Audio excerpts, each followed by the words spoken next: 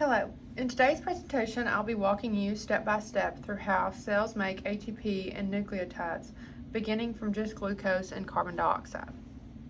Over the past few weeks, we've explored how glucose moves through glycolysis, the pentose phosphate pathway, the citric acid cycle, and oxidative phosphorylation. I'll be using my metabolism poster, as pictured here, to visually connect these pathways and show how carbon energy and phosphate flow together to produce ATP, the main energy currency of the cell, and ribose, the sugar backbone of nucleotides used in DNA replication. Let's start with glucose. A 6-carbon sugar that serves as a universal energy source for nearly all organisms. In the cytoplasm, glucose is the first phosphorylated by hexokinase or glucokinase in the liver to form glucose 6-phosphate. The phosphorylation steps traps glucose inside the cell and commits it to metabolism. Glucose 6-phosphate can take two routes: continue through glycolysis to make energy, or enter the pentose phosphate pathway to make NADPH and ribose sugars.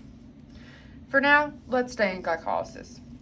Through a series of enzyme-catalyzed reactions, glucose 6-phosphate is isomerized to fructose 6-phosphate, then phosphorylated by phosphofructonase kinase 1, PFK for short, a major regulatory enzyme to form fructose 1,6-biphosphate.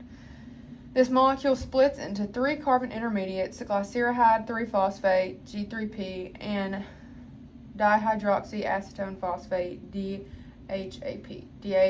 DHAP is quickly converted into another G3P, giving us 2 molecules of G3P per glucose.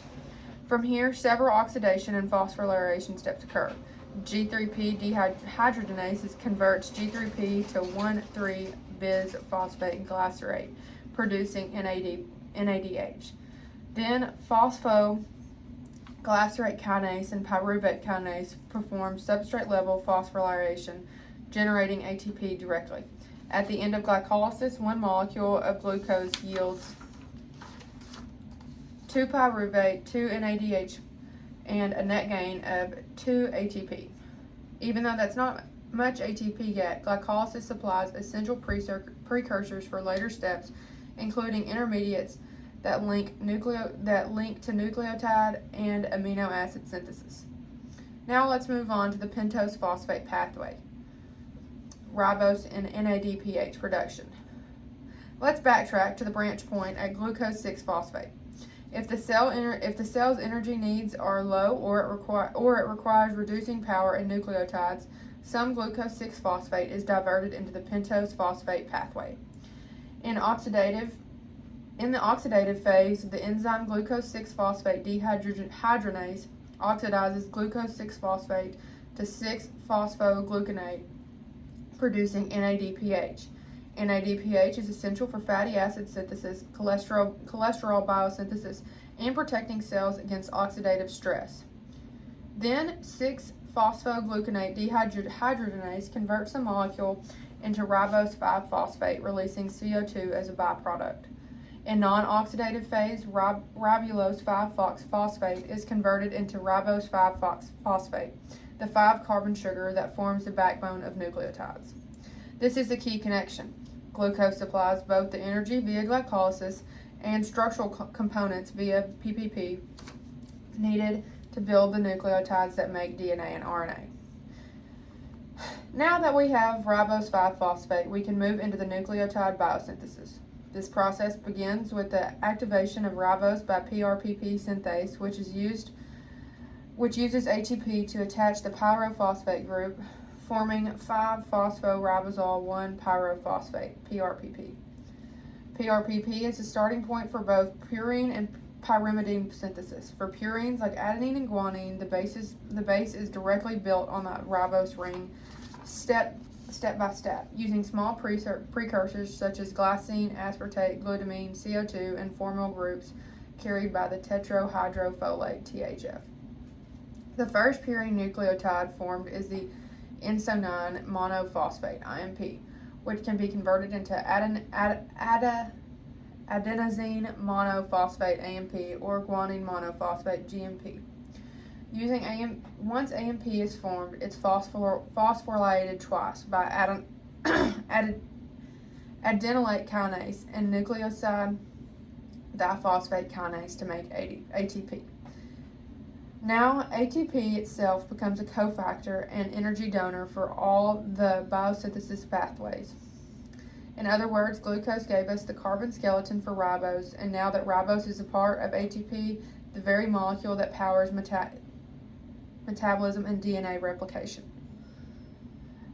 Let's return to the other major product of glycolysis, pyruvate. In presence of oxygen, pyruvate enters the mitochondria, where it's converted into acetyl-CoA by pyruvate dehydrogenase complex. This step also produces CO2 and NADH. Acetyl-CoA enters the citric acid cycle, also known as the Krebs cycle, by combining with oxaloacetate to form citrate.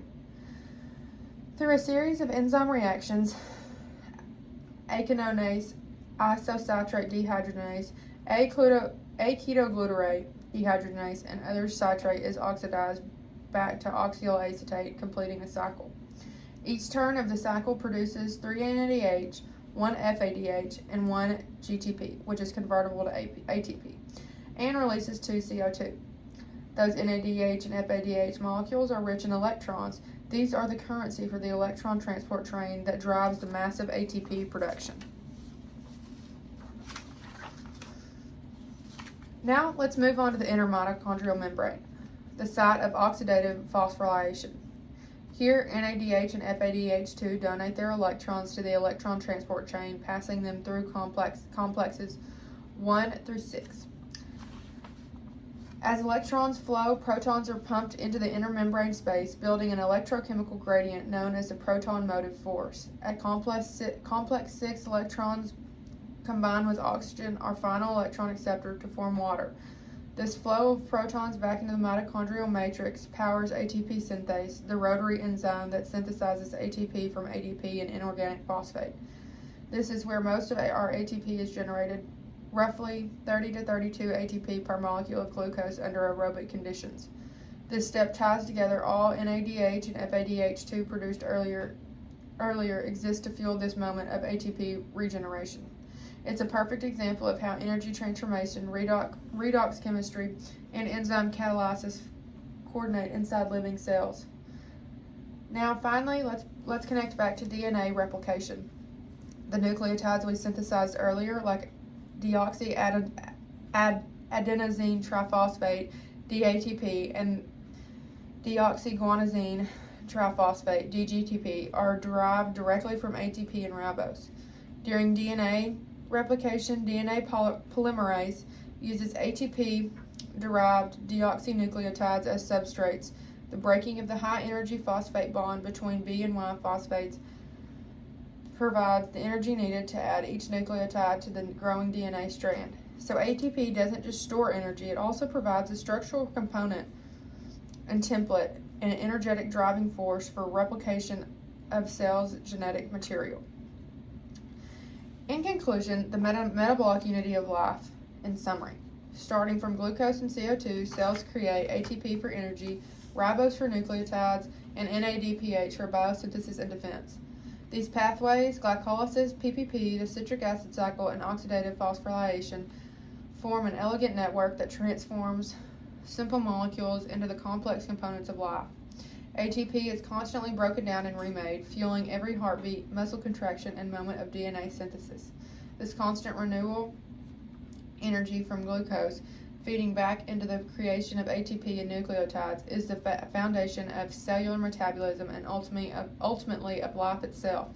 Thank you for watching and following along with my metabolism poster.